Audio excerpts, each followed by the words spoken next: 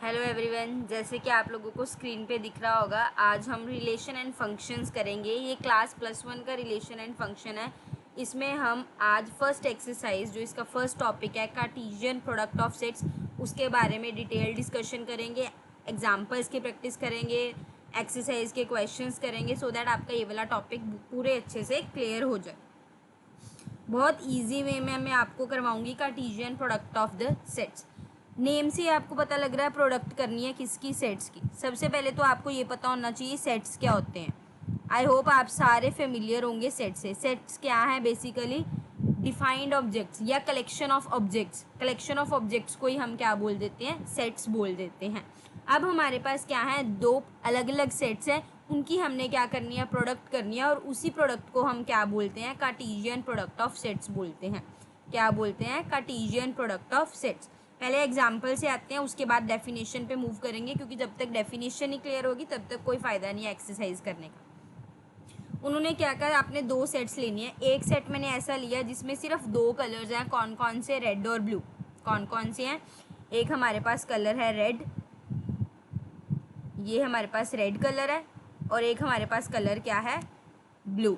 एक हमारे पास कलर क्या है? ब्लू। ये हमारे पास ब्लू कलर आ गया। होप आपको कलर्स दिख रहे होंगे। एक हमारे पास सेट दूसरा है जिसमें तीन ऑब्जेक्ट्स हैं। तीन ऑब्जेक्ट कोई भी है, इन्होंने BCS लिया, दैट मीन्स एक बैग ले लो, एक कोट ले लो और एक शर्ट ले लो। यहाँ पे एक बैग है, यहाँ पे एक कोट है और यहाँ पे क्या है? शर्ट है। हमारे पास तीन ऑब्जेक्ट्स हैं। मतलब अगर हम देखें तो मैं आपको एक चीज़ ड्रॉ करती हूँ। देखो, ये हमारे पास दो कलर है, कलर 1 और दूसरा हमारे पास है कलर 2। ये एक ऑब्जेक्ट है, इसको मैंने एक बॉक्स में डाल दिया। ये हमारा सेट A है, ठीक है। अब मेरे पास क्या है? सेट B है। सेट B में हमारे पास तीन ऑब्जेक्ट है। एक हमारे पास बैग है, दूसरा हमारे पास क्या है? एक हमारे पास कोट है और एक हमारे पास क्या है? शर्ट है। क्या है? शर्ट है। अब how many pairs of coloured object can be obtain from the set? आप इससे क्या क्या बना सकते हो? कौन कौन से कलर ऑब्जेक्ट बना सकते हो? आप मेरे को ये बताओ, अगर आपके पास एक रेड कलर है, रेड कलर का बैग भी बना सकते हो। रेड कलर का आप बैग बना सकते हो, रेड कलर का आप कोट ले सकते हो और रेड कलर की आप शर्ट ले सकते हो। ये तीन चीज़ कर सकते हो। क्या क्या कर सकते हो? रेड कलर से आप बैग ले सकते हो रेड कलर का, रेड कलर की आप कोट ले सकते हो, रेड कलर की ही आप क्या ले सकते हो? शर्ट ले सकते हो। अगर आपका मन पसंदीदा कलर रेड नहीं ब्लू है, तो आप क्या करोगे? ब्लू कलर का बैग ले लोगे, ब्लू कलर का कोट ले लोगे और ब्लू कलर की शर्ट ले लोगे। यही कॉम्बिनेशन कर सकते हो, इसके अलावा तो कॉम्बिनेशन नहीं कर सकते। मतलब आप 6 कॉम्बिनेशन बना सकते हो। 3 आपने रेड के साथ बना लिए और 3 आपने ब्लू कलर के साथ, या यहाँ पे ग्रीन कलर दिख रहा है, आप ब्लू ही कर दो इधर, ब्लू कलर के साथ आपने कॉम्बिनेशन बना लिए, ठीक है। मतलब आपके पास 6 ऑर्डर्ड पेयर आ गए, डिस्टिंक्ट पेयर आ गए। इन्हीं को हम क्या बोलते हैं? इन्हीं डिस्टिंक्ट ऑब्जेक्ट्स को क्या बोलते हैं? Product of these two sets. क्या बोलते हैं? Product of these two sets. आप यहाँ पे देख सकते हो कि जो हमने अभी बनाया था, क्या बनाया था? रेड के साथ बैग था, रेड के साथ कोट लिया था, रेड कलर की शर्ट ली थी। या ब्लू के साथ बैग ले लिया, ब्लू के साथ कोट ले लिया, ब्लू के साथ क्या ले ली? शर्ट ले ली। तो ये हमारे क्या हो गए? Ordered product. अब इसको लिखने का तरीका क्या है? P, Q। हमने क्या लिया? एक ऑब्जेक्ट सेट A में से उठाया और एक ऑब्जेक्ट क्या उठाया? सेट B में से उठाया। मतलब जो पहला था वो किस में से उठाया था? फर्स्ट सेट को बिलोंग करता था, और जो दूसरा था वो किसको बिलोंग करता था? सेकंड सेट को बिलोंग करता था। थोड़ा डिस्टिंग्विश के लिए याद कर लिया करो, जो आपने एलिमेंट्स लेने होते हैं उनको आप स्मॉल लेटर से लिखा करो, एलिमेंट्स को, ठीक है। और जो आपके सेट्स होते हैं उनको आपने कैपिटल लेटर से लिखना है। किसको? सेट्स को कैपिटल लेटर से लिखना होता है। अब डेफिनेशन पे मूव कर जाते हैं, क्योंकि डेफिनेशन क्लियर होना ज़रूरी है। देखो डेफिनेशन में क्या लिखा है? हमारे पास दो नॉन एम्प्टी सेट्स है। ऑब्वियसली सेट्स में कुछ ना कुछ एलिमेंट्स होने चाहिए, तभी आप उसकी प्रोडक्ट निकालोगे। हमने दो एम्प्टी सेट्स लेने होते हैं, P एंड Q।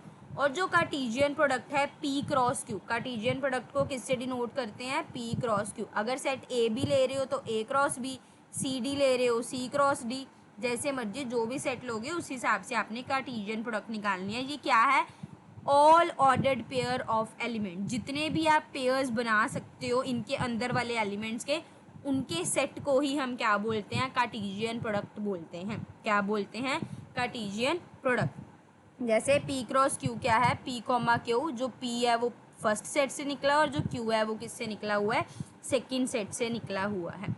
अगर एक भी सेट खाली हो जाएगा, if either P or Q is a null set, मतलब एक में कोई भी एलिमेंट नहीं होंगे, तो उनकी कार्टेशियन प्रोडक्ट भी क्या होगी, एम्प्टी होगी। ये स्टार मार्क कर लो, MCQ में आ जाता है। क्यों एम्प्टी होगी, अब सेट बनाने के लिए एलिमेंट तो चाहिए। अगर मेरे पास एक सेट में कोई एलिमेंट ही नहीं है, मैं क्या बनाऊंगी, कैसे मैं प्रोडक्ट करूंगी, नहीं कर सकते। तो हमें जब भी प्रोडक्ट चाहिए तो नॉन एम्प्टी सेट होना चाहिए, ये कंडीशन मैंडेटरी है। क्लियर। एक और एग्जांपल से करते हैं ताकि आपको क्लियर हो जाए। अब देखो, अब मेरे पास नेक्स्ट क्वेश्चन है, 2 सेट्स है, मेरे पास 3 स्टेट्स हैं। पहले सेट में स्टेट्स हैं, एक दिल्ली है, एक मध्य प्रदेश है और एक कर्नाटका है। थर्ड सेट में कोड है, लाइसेंस कोड है व्हीकल्स का, या 01 होगा या 02 होगा या 03 होगा। क्या होगा, 01, 02, 03। 3 स्टेट्स हैं, इनके कोड्स दे रखे हैं आपको। With the restriction code begin with the element of set ए। हमें बस ये बोला है सबसे पहले आपने फर्स्ट सेट का एलिमेंट लिखना, उसके बाद आपने सेकंड सेट का एलिमेंट लिखना है। ठीक है, मतलब आपसे A क्रॉस B निकालने को बोला है। अब पेपर में ज़रूरी नहीं है A क्रॉस B है, B क्रॉस A भी आ सकता है। मतलब आपने फर्स्ट पहले B सेट का लिखना है, उसके बाद आपने क्या लिखना है, A सेट के एलिमेंट को लिखना है। ये चीज़ें ध्यान रखनी है। अब कई बच्चों को ये कन्फ्यूजन आती है, मैम कितने एलिमेंट्स बनेंगे, उसका भी कुछ होगा। वैसे आगे हम सारे रूल्स पढ़ेंगे, पर चलो मैं फिर भी बता देती हूँ। जब भी ऐसा कुछ आ जाए, जितने एलिमेंट्स होते हैं पहले में, जितने एलिमेंट्स होते हैं दूसरे में, उन दोनों का प्रोडक्ट कर लो, उतने आपके एलिमेंट्स आते हैं कार्टेशियन प्रोडक्ट में। मतलब अगर A में एलिमेंट्स आपके 3 हैं और B में भी अभी आपके 3 ही एलिमेंट्स हैं, तो जो टोटल A क्रॉस B में एलिमेंट्स आएंगे वो आपके कितने आएंगे, 3 क्रॉस 3, दैट इज़ 9। कितने एलिमेंट्स आएंगे आपके, 9 एलिमेंट्स आएंगे। अब स्टार्ट करते हैं। पहले क्या हो सकता है, दिल्ली 1 के साथ गया, दिल्ली 2 के साथ गया, या दिल्ली का कोड 3 हो गया। मतलब दिल्ली के तीनों कोड हो सकते हैं, या दिल्ली का 1 या दिल्ली का 2 या दिल्ली का 3। ऐसे ही मध्य प्रदेश का 1 हो सकता है, मध्य प्रदेश का 2 हो सकता है, मध्य प्रदेश का 3 हो सकता है। सिमिलरली कर्नाटका का 1 हो सकता है, कर्नाटका का 2 हो सकता है, कर्नाटका का 3 हो सकता है। मतलब ये सारे आपके 9 एलिमेंट्स किस में आएंगे, इनकी कार्टेशियन प्रोडक्ट में आएंगे। सिमिलरली नेक्स्ट एग्जांपल है, ये आपका होमवर्क है, करो। अगर नहीं समझ आएगी कमेंट सेक्शन में पूछ लेना। 2 सेट्स हैं, एक A1 और A2 है और दूसरे में आपके पास B1, B2, B3, B4 आए हैं। अब कैसे एलिमेंट्स पता लगेंगे, इधर 2 है इधर 4 है, मतलब टोटल एलिमेंट्स कितने आपके निकल के आएंगे, 8 निकल के आएंगे। और A क्रॉस B निकालने को बोला, मतलब पहले A1 को B1 के साथ ले जाओ, A1 को B2 के साथ, A1 को B3 and B4। Similarly A2 को करो और देखो आपके ये सारे बन रहे हैं या नहीं। क्लियर। अब रिमार्क्स देख लो। रिमार्क्स इंपॉर्टेंट है क्योंकि यही एक्सरसाइज में यूज़ होते हैं। सबसे पहला, 2 ऑर्डर्ड पेयर कब इक्वल होंगे, जब दोनों के फर्स्ट एलिमेंट इक्वल होंगे और दोनों के सेकंड एलिमेंट इक्वल होंगे। दैट मीन्स यहाँ पे मेरे पास सपोज 3x और 4y है, दूसरी साइड में कह देती हूँ मेरे पास है 3 और 4। ये दोनों ही ऑर्डर्ड पेयर हैं, इसमें भी 2 जाने हैं x और y, इसमें भी 2 एलिमेंट्स हैं a और b। ये दोनों कब इक्वल होंगे, जब हमारा फर्स्ट का एलिमेंट फर्स्ट के साथ इक्वल होगा और सेकंड का एलिमेंट सेकंड के साथ इक्वल होगा। मतलब अगर इस क्वेश्चन में मुझे x और y निकालना है तो मुझे क्या करना पड़ेगा, मैं बोल दूं कि ये दोनों पेयर इक्वल हैं। मतलब फर्स्ट एलिमेंट फर्स्ट के साथ इक्वल होगा तो x की वैल्यू आपकी क्या आ गई, 1, और सेकंड एलिमेंट सेकंड के साथ इक्वल है, मतलब y की भी वैल्यू आपकी क्या आ गई, 1। तो इस क्वेश्चन में जो मैंने अभी एग्जाम्पल दी, इस हिसाब से x भी आपका 1 हो गया और y भी आपका क्या हो गया, 1 हो गया। होप आपको फर्स्ट रिमार्क क्लियर हो गया होगा। सेकेंड रिमार्क की तरफ मूव करते हैं। इसमें एलिमेंट्स के बारे में जो हमने अभी डिस्कस करा था, अगर एक सेट है जिसमें P एलिमेंट है, दूसरा सेट है जिसमें Q एलिमेंट है, तो उनके कार्टेशियन प्रोडक्ट में P इंटू Q एलिमेंट्स होंगे, मतलब दोनों का प्रोडक्ट होगा। क्लियर। थर्ड में क्या बोल रहे हैं, अगर 2 नॉन एम्प्टी सेट्स A और B नॉन एम्प्टी सेट है तो इसका क्या मतलब है, या A सेट इन्फानाइट सेट होगा या B सेट आपका क्या होगा, इन्फानाइट सेट होगा। तभी आप इन दोनों की प्रोडक्ट निकाल सकते हो A क्रॉस B। मतलब नॉन एम्प्टी सेट्स का मतलब है कि दोनों में ही किसी ना किसी में एलिमेंट्स आपके पूरे होंगे। और अगर आ जाए ए क्रॉस ए निकालना है, मतलब ट्रिपलेट निकालना है, तो जो आपका ऑर्डर्ड पेयर लिखने का तरीका होगा वो क्या होगा, ए कॉमा बी कॉमा सी, मतलब ए भी आपका ए में से निकला है, ये भी आपका इसमें से निकला है और सी आपका इस सेट में से निकला है। इसको हम बोलते हैं ऑर्डर्ड ट्रिपलेट। पेयर तब बोलते हैं जब 2 की निकालने को बोले, ट्रिपलेट कब बोलते हैं जब यही 3 की निकालने को बोलते हैं। होप आपको इतना क्लियर हो गया होगा। अगर नहीं क्लियर, एक बार वीडियो थोड़ा सा रिवाइंड करके दोबारा देख लो। अब आ जाओ एग्जाम्पल्स पे। उन्होंने बोला ये दोनों इक्वल हैं, एक्स और वाई की वैल्यू निकाल दो। अभी मैंने आपको सिखाया जब इक्वल हो फर्स्ट को फर्स्ट के साथ कंपेयर कर दो, एक्स प्लस 1 किसके इक्वल आ गया 3, तो सॉल्व कर दो, ये +1 उधर जाएगा -1, तो एक्स की वैल्यू क्या आ गई आपकी 2। सेकंड वाला सेकंड के साथ इक्वल हो गया, दैट मीन्स y - 2 किसके इक्वल आ गया 1, तो y की वैल्यू क्या आ गई 1 + 2 जो क्या आ गई 3। तो मतलब आपका इस क्वेश्चन का आंसर क्या आ गया, x2 and y3। Now move to the next example. P आपको ABC दे रखा है, Q आपको R दे रखा है और उन्होंने बोला एक बार आप P क्रॉस Q निकालो और एक बार आप Q क्रॉस P निकालो। जब मैंने आपको बोला है P क्रॉस Q निकालना है, P क्रॉस Q का मतलब पहले आपने P का एलिमेंट लिखना है फिर आपने Q का एलिमेंट लिखना है। तो हम देखते हैं, देखो P में कौन है A और Q में कौन है R, तो आप कैसे लिखोगे A, R। फिर P में कौन है B और Q में कौन है R, तो क्या लिखोगे B, R। फिर सी में ए में पी में कौन है सी और क्यू में कौन है आर, तो आपका क्या आ जाएगा सी कॉमा आर। अगर आप एलिमेंट्स चेक करो, आपको पता है इसमें एलिमेंट 3 है, इसमें एलिमेंट 1 है, 1 × 3 दैट मीन्स 3 ही आपके आने थे और हमारे 3 ही कैलकुलेट हुए हैं। दैट मीन्स जो पी क्रॉस क्यू आया है वो आपका क्या आ गया A R, B R and C है। यही उल्टा क्यू क्रॉस पी निकाल लेते हैं। क्या निकालना, क्यू क्रॉस पी, मतलब आपने पहले क्यू का एलिमेंट लिखना है फिर आपने पी का लिखना है। क्यू में तो अकेला आ रहा है, मतलब आर एक बार ए के साथ गया, आर एक बार बी के साथ गया और आर एक बार सी के साथ गया, तो ये आपका क्या आ गया क्यू क्रॉस पी और ऊपर वाला आपका क्या था पी क्रॉस क्यू। होप ये आपको क्लियर हो गया होगा। ठीक है, अगर कोई डाउट होगा आप कमेंट सेक्शन में पूछ सकते हो जब मर्जी, और आपका मैं कमेंट में ही रिप्लाई कर दूंगी। अदरवाइज़ अगर रिप्लाई कमेंट में देने वाला नहीं हुआ, मतलब आपको अच्छे से एक्सप्लेन करने वाला हुआ, तो मैं आपको डेफिनेटली नेक्स्ट वीडियो में जैसे मर्जी आपका डाउट क्लियर कर दूँ। तो डेफिनेशन हमें क्या कहती है कि दो चीज़ें इक्वल कब होंगी। अच्छा, अब उन्होंने पूछा है क्या ये दोनों प्रोडक्ट्स इक्वल हैं, क्या ये दोनों इक्वल हैं, तो ये इक्वल नहीं है क्योंकि यहाँ पे A, R है, यहाँ पे R, है। फर्स्ट एलिमेंट इक्वल होने चाहिए, सेकंड एलिमेंट इक्वल होने चाहिए, तभी पेयर्स इक्वल होंगे। यहाँ पे A R के इक्वल नहीं है, R A के इक्वल नहीं है, दैट मीन्स इससे क्या कंक्लूड करता है, नंबर ऑफ एलिमेंट दोनों में सेम है, बट इक्वालिटी अगर ऑर्डर पेयर की देखें तो वो इक्वल नहीं है, सिर्फ एलिमेंट सेम है, नंबर ऑफ एलिमेंट्स आपके सेम है। ठीक है, अब नेक्स्ट थर्ड पे आ जाते हैं। थर्ड क्वेश्चन, थर्ड में आपको ए बी सी 3 सेट्स दे रखे हैं। सबसे पहले उन्होंने कहा है ए क्रॉस बी इंटरसेक्शन सी निकालो, मतलब पहले तो आपको बी इंटरसेक्शन सी पता होनी चाहिए। इंटरसेक्शन का मतलब इन दोनों में कॉमन, बी और सी में कॉमन कौन है, अकेला अकेला 4 है, दिख रहा है ना, that means B intersection C आपका क्या आ गया 4, क्या आ गया 4। अब आ जाओ क्वेश्चन पे, क्वेश्चन में बोला है ए, पहले ए को लिख लो, ए कौन है 1 2 3, और बी इंटरसेक्शन सी में कौन है हमारे पास 4, क्या है 4। एलिमेंट्स लिखने हैं, एलिमेंट्स लिखने का तरीका अभी हमने देखा था, इसको इसके साथ कर दो, इसको इसके साथ ले जाओ, इसको इसके साथ, मतलब 1 4 2 4 and 3 4 is the correct answer. Clear. अब नेक्स्ट देखो इन्होंने क्या बोला है बी पार्ट में, बी पार्ट में उन्होंने बोला है पहले ए क्रॉस बी निकाल लो, मतलब ए के सारे एलिमेंट को बी के सारे एलिमेंट के साथ प्रोडक्ट कर दो, मतलब 1 के साथ पहले 3 गया, 1 के साथ 4 गया, 2 के साथ 3 गया, 2 के साथ 4 गया, 3 के साथ 3 गया, 3 के साथ 4, पहले तो आपके ये 6 एलिमेंट्स आ जाएंगे। फिर उन्होंने क्या कहा ए क्रॉस सी करो, क्या करो ए क्रॉस सी, ए में कौन है 1 2 3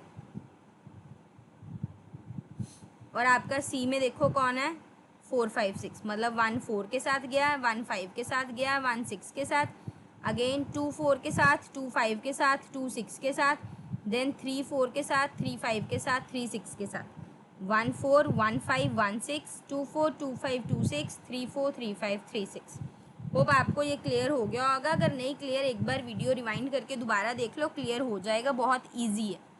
फिर जो दोनों सेट्स निकल गए, जो दोनों सेट्स निकल गए उनका आपने इंटरसेक्शन निकालना है, मतलब इनमें देख लो कॉमन कौन कौन है। अगर आप चेक करो, देखो कौन कौन कॉमन है। ऊपर 1 3 पड़ा है, नीचे पड़ा है नहीं, तो ये कॉमन नहीं है। 1 4 ऊपर भी पड़ा है, नीचे भी पड़ा है, मतलब आपका पहला तो आ गया 1 4। 2 3 ऊपर पड़ा है, नीचे नहीं पड़ा, छोड़ दो। 2 4 ऊपर पड़ा है, नीचे भी पड़ा है, तो आपका नेक्स्ट क्या आ गया 2 4। 3 3 ऊपर पड़ा है पर नीचे नहीं पड़ा, छोड़ दो। 3 4 ऊपर भी पड़ा और नीचे भी पड़ा, तो आपका आंसर क्या आ गया 3,4। होप आपको ये दोनों क्वेश्चंस क्लियर हो गए होंगे, दोनों पार्ट क्लियर हो गए होंगे। अगर फिर भी डाउट है आप पूछ लेना, कोई इशू नहीं है पूछने में। थर्ड पार्ट पे आ जाओ। सबसे पहले उन्होंने क्या बोला है, बी और सी का यूनियन।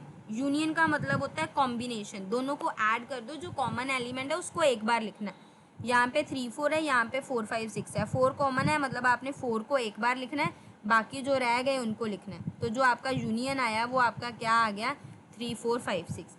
और ए में आपके पास कौन पड़ा है 1 2 3। ए में आपके पास कौन पड़ा है 1 2 3। अब इसमें देखो कितने एलिमेंट्स आ जाएंगे आपके, ये 3 हैं, ये आपके 4 है, मतलब आपके टोटल एलिमेंट्स कार्टेशियन प्रोडक्ट में कितने आएंगे 12। कैसे आएंगे अब ये खुद लिखना है, मैं आपको बस हिंट दे रही हूँ। पहले 1 को 3 के साथ ले जाओ, 4 5 6, ऐसे 2 को ले जाओ चारों के साथ, एंड देन 3 को ले जाओ चारों के साथ, तो आपके पास क्या आ जाएंगे 12 एलिमेंट्स आ जाएंगे। और वो ये 12 एलिमेंट्स यही हैं, ये होमवर्क है, आपको सॉल्व करना है। ऐसे ही अगला पार्ट भी आपने खुद सॉल्व करना है, ठीक है। फोर्थ एग्जाम्पल की तरफ मूव करते हैं। फोर्थ एग्जाम्पल में उन्होंने बोला है 1,2 दो एलिमेंट्स हैं, आपने P क्रॉस P निकालना है। क्या निकालना है P क्रॉस P। अब ये देखो पहले तो एलिमेंट्स कितने आएंगे, ये टोटल 2 है, मतलब इसमें भी 2 हैं, इसमें भी आपके 2 हैं, इसमें भी आपके 2 हैं, तो मल्टीप्लाई करा तो हमारे पास टोटल एलिमेंट्स कितने आएंगे 8 आएंगे। कितने आएंगे 8 आएंगे। अब देखो एक तो तरीका ये होता है कि आप सबसे पहले P क्रॉस P निकाल लो, ठीक है, फिर जो आपका P क्रॉस P आएगा उसको आप P के साथ कर लो। जैसे मैंने पहले P क्रॉस P निकालना ईजी है, मतलब 1 और 2 को आप क्या करो 1 और 2 के साथ ले जाओ, तो ये क्या आएगा 1 1, फिर क्या आएगा 1 2, फिर क्या आएगा 2 1, और फिर क्या आएगा 2 2, ये आएंगे। ये आपका आ गया P क्रॉस P। उसके बाद आपने क्या करना है, इस P क्रॉस P को किससे मल्टीप्लाई कर देना है, P से मल्टीप्लाई कर देना है इस P क्रॉस P को। P में क्या था 1 2, और इसमें आपके पास क्या आ गया 1 1 1 2 2 1 और 2 2। अब आपने क्या करना है 1 को इस पूरे के साथ ले जाओ तो क्या आ जाएगा 1 1 1। 1 को इसके साथ ले जाओ क्या आ जाएगा 1 1 2। 1 को इसके साथ ले जाओ क्या आ जाएगा 1 2 1, और 1 को इसके साथ ले जाओ क्या आ जाएगा 1 2 2। क्या आ जाएगा 1 2 2। सेम जैसे मैंने अभी 1 के साथ करा, अब आपने किसके साथ करना है 2 को। 2 को ले जाओ किसके साथ 1 1 के साथ, 2 को ले जाओ 1 2 के साथ, 2 को ले जाओ 2 1 के साथ, और 2 को ले जाओ 2 2 के साथ। तो ये आपके क्या आ गए 8 एलिमेंट आ गए। यही आपका क्या है आंसर। एक बार अगर फिर भी क्रॉस चेक करना, आप आंसर के साथ क्रॉस चेक कर सकते हो, कोई डाउट है आप इसमें पूछ सकते हो। सबसे इजी तरीका है ये करना। ये देखो आप अगर मैच कर लेते हैं, चलो हम 1 1 1, हमारा फर्स्ट एलिमेंट 1 1 1 पड़ा, उसके बाद देखो क्या है 1 1 2, देखो नेक्स्ट ही हमारा एलिमेंट, ये मैं पर्पल पेन से कर देती हूँ, देखो 1 1 1 मिल गया, 1 1 2 ये पड़ा, 1 2 1 ये पड़ा, 1 2 2 ये पड़ा। उसके बाद आपका क्या है 2 1 1, ये रहा 2 1 1 2 1 2 2 2 2 2 2 2। क्लियर। तो आपने क्या करना होता है, सबसे पहले P क्रॉस P निकाल लो, जो आएगा उसको P के साथ दोबारा कर लो, तो इससे आपके गलती होने के चांसेस बिल्कुल भी नहीं रहते हैं। अब कई स्मार्ट होते हैं, एक ही बारी में कर लेते हैं कि हम सही कर ही लेंगे, हमें पता है, तो वो वैसे कर लो, जिसको जैसे कंफर्टेबल है वो वैसे कर लो। मैंने आपको वैसे बता दिया तरीका क्या है, पहले P क्रॉस P निकाल लो, उसको दोबारा P से कर लो, तो आपका आंसर कभी भी गलत नहीं होगा, ठीक है। अब नेक्स्ट क्वेश्चन की तरफ मूव करते हैं। नेक्स्ट क्वेश्चन में देखो क्या है, फिफ्थ सिंपल ही है, फिफ्थ आप कर लेना, अगर डाउट होगा आप पूछ लेना। सिक्स्थ पे आ जाते हैं। सिक्स्थ में देखो क्या है, एक सेकेंड, हाँ जी, A क्रॉस B एलिमेंट दे रखे हैं, उन्होंने बोला है A और B के एलिमेंट्स आपने बताने हैं। देखो ए क्रॉस बी का मतलब जो आगे वाले एलिमेंट है वो ए में होंगे, पीछे वाले एलिमेंट बी में होंगे। आगे देखो क्या है, एक पी है और एक क्या है, एम है। तो मतलब ए में क्या होगा, पी और एम होगा। ए में क्या पड़ा होगा, पी और एम। ऐसे बी वाला मतलब पीछे, पीछे वाले में देखो क्या पड़ा है, क्यू आर पड़ा है और क्यू आर पड़ा है। दैट मीन्स बी के एलिमेंट क्या हो गए, क्यू एंड आर। बी के एलिमेंट क्या हो गए, क्यू एंड आर। होप आपको ये सारे एग्जाम्पल्स क्लियर हो गए होंगे। अगर क्वेश्चन की तरफ मूव करें, क्वेश्चंस आप होमवर्क में कर लेना, बाकी मैं आपको हर क्वेश्चन का हिंट दे देती हूँ। सबसे पहले एक्स वाई निकालना, मतलब इसके एलिमेंट को इसके साथ इक्वेट कर दो और इसको इसके साथ कर दो। मतलब अगर चलो कर ही लेते हैं, x/3 + 1 को किसके इक्वल करना है आपने, 5/3 के इक्वल करना है। और y - 2/3 को आपने किसके इक्वल करना है, 1/3 के इक्वल करना है। प्लस है, उधर जाके क्या हो जाएगा, माइनस हो जाएगा। ये माइनस है, उधर जाके क्या हो जाएगा, प्लस हो जाएगा। सॉल्व करोगे ऊपर क्या आ जाएगा, इसको सॉल्व करोगे x/3 किसके इक्वल आ जाएगा, 2/3 के। 3 से 3 कैंसिल, मतलब x की वैल्यू आपकी क्या आ गई, 2। इसको सॉल्व करोगे क्या आ जाएगा, 3/3, दैट मीन्स 1, मतलब y की वैल्यू आपकी क्या आ गई, 1। ये वाला क्वेश्चन इंपॉर्टेंट होता है जिसमें x और y निकालने को बोल देते हैं, क्योंकि ये बेसिक सा क्वेश्चन है, आपको आना चाहिए। तो ये इंपॉर्टेंट क्वेश्चन में से आता है, इसलिए मैंने आपको ये वाला क्वेश्चन करा दिया। बाकी मैं हिंट दे रही हूँ ताकि आप इजीली अपनी एक्सरसाइज सॉल्व करो। बाकी किसी क्वेश्चन में डाउट होगा तो पूछ लेना, वो वाला क्वेश्चन आपको एक्सप्लेन कर दूंगी। अब नेक्स्ट उन्होंने बोला है ए में 3 एलिमेंट्स हैं, बी में आपके पास ये एलिमेंट है। आपने सिर्फ नंबर ऑफ एलिमेंट बताने हैं। इसमें भी आपके पास 3 है, इसमें भी आपके पास 3 है, तो कितने आएंगे, 3 × 3 दैट इज 9 एलिमेंट्स। कितने आएंगे, 9। थर्ड क्वेश्चन में जी और एच दे रखा है, एक बार जी एच निकालना है, एक बार एच क्रॉस जी, मतलब एक बार इन तीनों को लेके जाना है और नेक्स्ट टाइम में क्या करना है, आपने उल्टा करना है, इसको इसके पास लेके जाना है, फिर 4 को लेके जाना और फिर आपने 2 को लेके जाना है, जो हमने अभी तक ऊपर कार्टेशियन प्रोडक्ट किया।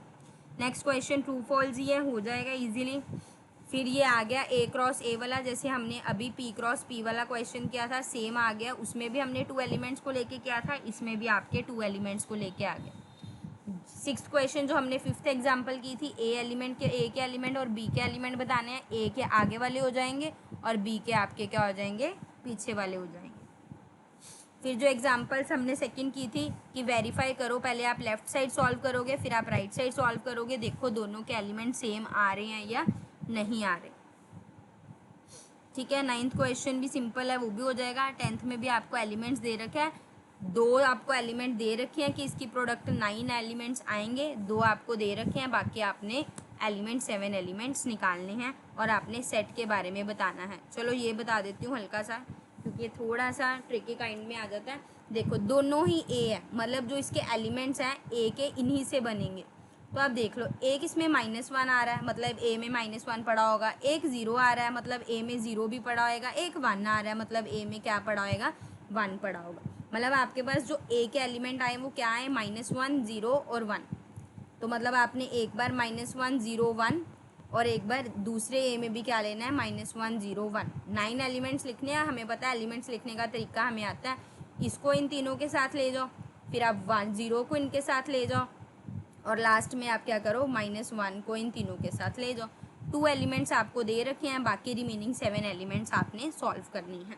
होप आपको पहली एक्सरसाइज अच्छे से क्लियर होगी। कोई भी डाउट है कमेंट सेक्शन में लिख देना। चैनल को सब्सक्राइब ज़रूर कर लो, वीडियो को ज़्यादा से ज़्यादा शेयर करो, ज़्यादा से ज़्यादा लोगों तक पहुंचाओ, अपने स्टेटस में डाल दो, अपने फ्रेंड सर्कल में डाल दो, क्लास के बच्चों को बोलो।